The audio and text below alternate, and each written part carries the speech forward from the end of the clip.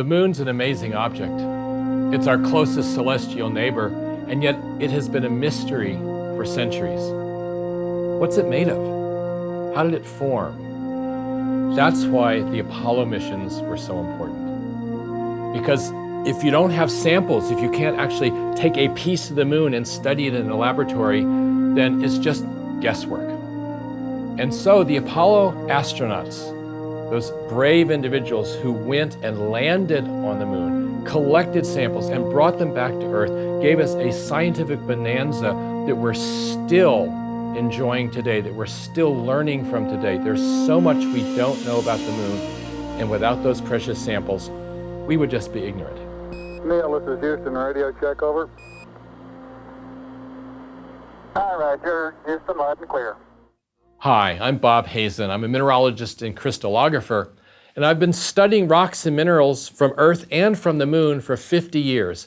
This legacy of Apollo, when humans first brought back samples from our moon 50 years ago, is astonishing. The scientific insights it's given us, not just to the origin of the moon, but also the evolution of our planet. Those incredible astronauts, and they didn't know what they were getting into. They didn't know whether they're going to be landing on dust that they sank into when they walked on the surface. They didn't know if they were going to be landing on a rocky field where the lander might have tipped and maybe even fell over. There were all these dangers that they didn't have, but it worked out. And those very first astronauts were able to bring back about 50 pounds of rocks and soils that told us things about the moon we never knew before. I'll try to get a rock in here. So there were hand samples, just chunks of rock that Neil Armstrong just picked off the ground and put in a bag. There were soil samples, and by soil, I mean the lunar soil is really strange. It's comprised largely of this incredibly fine-grained dust, so fine that it's not like any dust you've ever seen. The particles have electrostatic charge. They stick together like dust bunnies, and they cover everything. If you look at the old astronauts' suits, you'll see that they're gray because they're covered with dust, and you can't just brush that dust off. In fact, it sticks forever. But also embedded in those soils were lots of fine-grained minerals. And so they sieved out the finest particles. What was left was like this collection of sand grains. And that's what I studied. Those sand grains are amazing. You look at them in a microscope, and they're every color of the rainbow. There's beautiful deep reds, ruby reds, there's greens, oranges, all colors indicating there's some really interesting chemistry going on. And so when I first started studying these samples, I was able to study samples from Apollo 12 and Apollo 15, Apollo 17, even some of the Soviet Union's Luna samples, because the Soviets also returned a small amount of minerals from the moon. So I looked in a microscope, and I'd pick out really beautiful grains, just a fraction of a millimeter, but large enough that if you held them in your hand, you could actually see those individual grains, red grains and yellow grains and green grains. And I would select them, and I'd do the chemical compositions. I would look at their crystal structures, and most importantly, I'd measure the way light interacted with the crystals. See, here's the trick. We wanted to understand what's the moon made of. And it turns out it's made of things that are very similar to the rocks and minerals we find on Earth. Olivines and pyroxenes and feldspars, the things that make up most of the rocks of Earth's crust. But the moon samples were in some ways different. And we had to know how different. You measure the composition, and then you see how light interacts. But the more basic thing that was discovered, those moon rocks, they were eerily familiar. They looked like chunks of Earth. How's that possible? You have the moon, it's the separate object that's out there. Some people thought the moon was a captured planet that somehow went into orbit around Earth, but we found no. The moon is a piece of Earth. It has the same elements. It has the same isotopes. It has the same minerals. It's different in subtle ways, but basically it's the same. And this then led to the proof of the idea that the moon formed along with Earth in a giant collision. The idea, you have an early planet, Earth, and it's the dominant object. It's the largest gravitational object in our zip code of the solar system. But there was a competitor, a little bit smaller. It's called Theia, the goddess of the moon. And Theia was competing for the same orbital space, but the smaller object in these competitions always loses.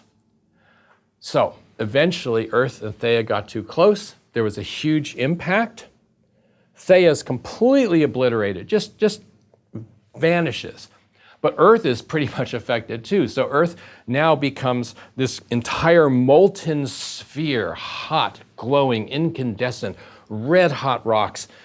It must have been spectacular from space. And Theia is all but obliterated. Now Theia had a metallic core. It looks like Earth swallowed up most of that core. But what's left over is what makes most of Earth. That's the mantle type rocks. These are rocks that have olivines and pyroxenes, these rocks that I was studying in the lab. And it turns out, my gosh, the composition of those rocks are essentially the same. So here's the model of the moon's formation that came out of Apollo. You have Theia, here you've got Earth. Theia comes in, it smacks Earth a little bit off center. Everything just kind of smushes around, everything's molten, it's just a big mess. But most of the mass goes back to forming the Earth. Earth doesn't change all that much in its size and its composition. It has a little bit bigger core. But a whole chunk of Earth's mantle, it's like taking an ice cream scoop and just kind of scooping out a piece of mantle and throwing it into space, and that coalesced as the moon. And there's the moon, which is essentially a big chunk of what was Earth's mantle, and a little bit of Theia's mantle as well, because everything got mixed up. And that's the biggest single scientific legacy of Apollo, the understanding that moon and Earth are intimately connected in a way that we didn't realize before. It's just so amazing and profound to find that out. But that was just the first level of discovery, and we've been continuing to make discoveries for the past 50 years. Before Apollo, people wondered, why is there no atmosphere? Why is there no ocean? If the moon forms so close to Earth, why do they seem so different? Why does the moon seem bone dry? Well, the Apollo rocks, they helped solve this question to a point. Because when you look at those lunar soils, one of the most dramatic things you see are these tiny, gorgeous, glassy spheres. They're volcanic spheres that were exploded out of the surface, that you have lunar volcanism, and that volcanism must have been explosive. And then what you see are these tiny spheres. Many of them are green, a deep, beautiful emerald green. Others orange spheres that you sort of wonder, well, what causes that color?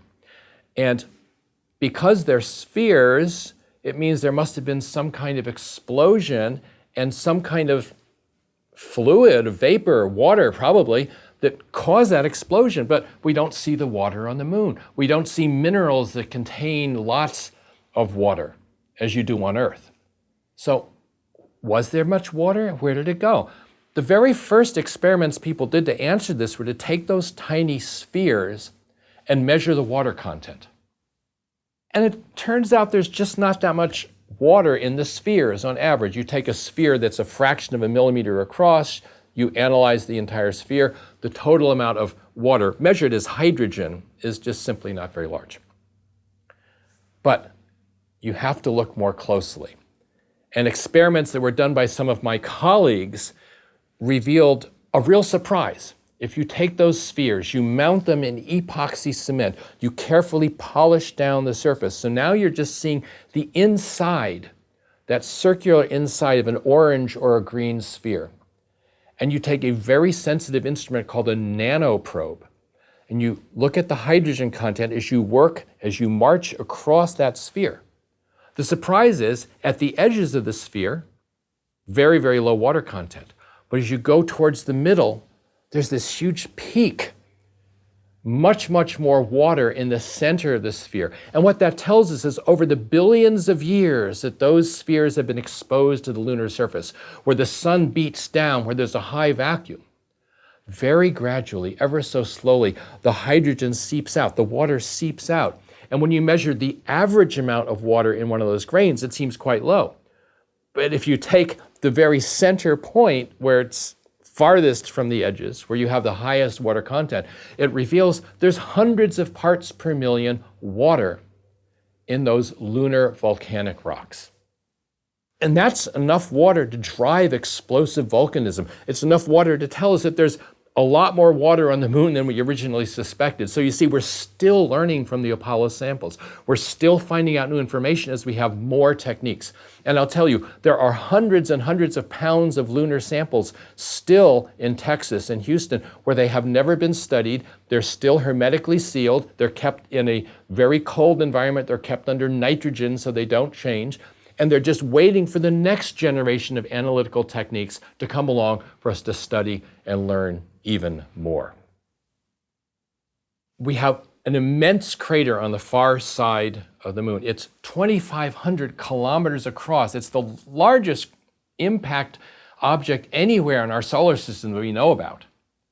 And so that excavated deep into the moon's surface, probably below the crust. But then we have additional meteorites, asteroids crashing down, excavating even deeper. And so much of the mantle of the moon has been thrown out onto the surface where we can study it directly. So this is a whole new thing. The far side of the moon holds pieces of the moon's mantle that tells us something about the structure of the moon that we never knew before. In any case, that gives us an opportunity on the far side to see geology that's different than on the near side. But we've never been able to go there. We've never been able to land. And it's only very recently, in May of 2019, that a Chinese mission, that's the Chang'e 4 mission, landed on the far side and was able to analyze the soils and the rocks. And they found something really amazing. You see, the moon is formed much like the Earth in layers. There's a relatively tiny core, about 300 kilometers in diameter. Then this very, very thick mantle, they can tell that from seismic measurements on the moon, running seismic waves, sound waves through the moon and seeing how that reflects. And then a fairly thin crust. But that thin crust is 15 to 20 miles thick. That's thick enough that the normal impact is not going to allow you to see the excavated mantle. It will not shower the surface with fragments of the mantle. But it turns out on the far side of the moon, it's a different story with that huge impact and then additional craters landing inside the big crater. You can actually excavate pieces of the moon's mantle. And we've discovered that from that far side mission, just in this year, 2019, that far side is made largely of pyroxene and olivine, two minerals that we think are dominant in Earth's mantle as well. So here's more evidence that the moon's mantle is very similar to Earth. And I'll tell you what my hope is, my wish is. I hope this happens in my lifetime because this would transform our understanding of planet Earth. You see, studying the moon is not just an abstract thought. We're really trying to understand ourselves, where we come from. How did Earth form? What can we learn about our planet and the origin of life? And the moon may hold the key. Because one of the things we're going to find when we go back to the moon, one of the things we're going to find when we have stations on the moon and we have geologists exploring, roving the surface, collecting more and more rocks, is we're going to find fragments of the most ancient Earth. Earth meteorites that landed on the moon. Think about that. You have a giant impact on the early Earth. It smashes the crust, it smashes the surface. Fragments of Earth are blown out into space. And some of those are going to fall on our moon. They're going to litter the surface. And when we find those rocks, they'll be more than 4 billion years old. They'll be the oldest rocks we have ever seen from Earth. It will tell us about our earliest history, how the oceans formed, how the atmosphere formed, whether there was life in those earliest times. And you say, oh, well, that just sounds like science fiction. That can't possibly be true. But it turns out there was a recent finding of a meteorite from the moon, what's called a breccia. A breccia is lots of tiny, tiny fragments of rocks from all over the surface of the moon that came together and got cemented together. And one of those fragments looks like a piece of Earth.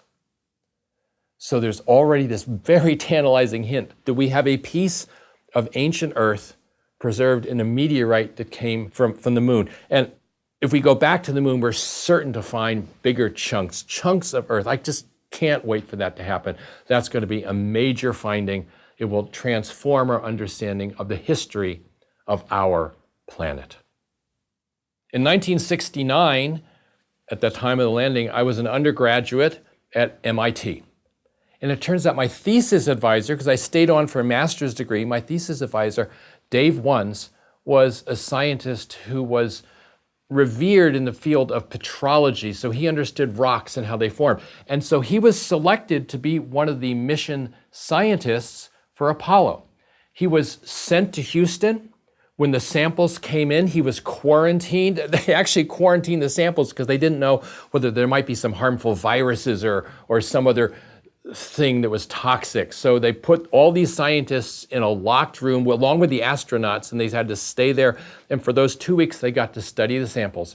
And when Dave Wuns came back to MIT, he came back carrying those first lunar samples. I can't tell you how exciting this was. I mean, these were pieces of the moon. No one had ever had pieces of the moon. And here was Dave Wuns walking into the 12th floor of the Green Building on MIT, flanked by two burly armed guards. I mean, they had guns in their holsters, and they were, looking around and all the grad students and we were standing around watching Dave, and he held a briefcase, and he opened the briefcase, and there were these little vials. In this case, Dave was transferring samples to other laboratories, and what he had to do is take a little vial of moon dust and transfer it into smaller vials to be given to different laboratories. Well, it turns out, as I mentioned, moon dust is a very weird stuff. It's incredibly fine-grained, it's sticky, it holds together. It's not even like transferring flour, but when he tried to turn the vial, his hands were shaking a little bit, because he's got all these people looking at him, and he's got the armed guards standing there,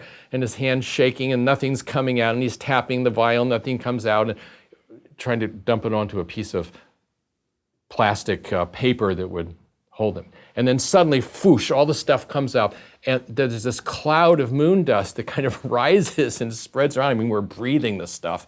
And it's all over his fingers. He's got moon dust on his fingers, and he eventually transfers them into 3 vials.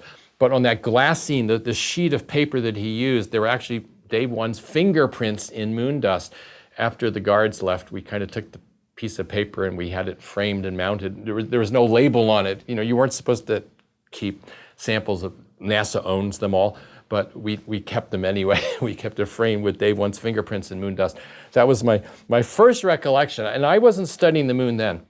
But a few years later, I had the opportunity to come to the Carnegie Institution, and my first job as a scientist was to extract tiny grains from these lunar fines, these very fine sand-like grains, the colorful ones, the reds and the greens and the yellows and so forth. And by the way you pick up a sand grain, it's funny, you have a needle, and in order to make it sticky, you basically brush the needle against your nose because there's a little bit of oil, and then that you can stick the needle down and pick up an individual grain and then transfer it to a glass slide, and then very carefully document it, measure its composition, measure its crystal structure, measure its optical properties. I did that for dozens and dozens of grains, and every time I looked down the microscope, every time I moved a grain, I was thinking, my gosh, this is a real piece of the moon. This was brought back by our astronauts. This is something that no one in history has ever been able to do before, and now we've got this treasure trove, and we're learning from it. It was, for a young scientist, it was an amazing opportunity. The Apollo missions, their importance it can't be overstated, because they were a source of scientific fascination, of course, but there also was the political idea. the whole military, the fact that we were in a Cold War with the Soviet Union, and the Soviet Union got to the moon first. They had a lander on the moon many years before Apollo in the mid-1960s. And so this race, the idea that we could actually send human beings to the moon, bring them back safely, bring back samples, scientific treasure trove, and plant our flag, and all these levels of meaning. As a scientist, though, for me, this was the scientific adventure. How is the quality of the TV? Oh, it's beautiful, Mike. It really is. Oh, geez, that's great. Is the lighting halfway decent? Yes, indeed. They've got the flag up now, and you can see the stars and stripes on the lunar surface. So we had 6 successful landings. We had 12 astronauts walk on the moon. And the last of those, Harrison Jack Schmitt, he was a Harvard graduate. He got his PhD in geology, and he was the only scientist amongst those 12 men to walk on the planet. And it was amazing to hear Jack talk about it afterwards. He'd come to Harvard, he'd talk to us about his experiences and his ideas and about his ambitions to see the human interaction with the moon continue. He was the one who was able to walk and look at boulders and use a hammer and take specific rocks and bring them back. A larger number of samples and a greater variety from Apollo 17 because of Jack Schmitt's participation. I'm looking forward to the day when we have geologists living on the moon for months at a time, exploring far and wide, going to many different types of areas. Most of the Apollo missions were landing in the very smooth, flat areas called mares. These mares were basically seas of lava, seas of basaltic lava, and therefore very flat. It's the dark areas of the moon when you see it. But there's also lunar highlands. Those are the jagged mountains, a much more dangerous place to land, and so it wasn't the first choice of the Apollo missions. The Apollo missions taught us something beyond just a specific rock or mineral or origin of a planet. It was an incredible integrated effort where you had scientists and engineers, the astronauts with their technical training, but also their ability to fly these incredible spacecraft. And it was an integrated approach that also showed that science is not just about physics or just about chemistry or just about biology and geology, but you have to understand all of these fields together to understand the evolution, the origin of planets, of moons. That's an incredibly important insight that's true today as well.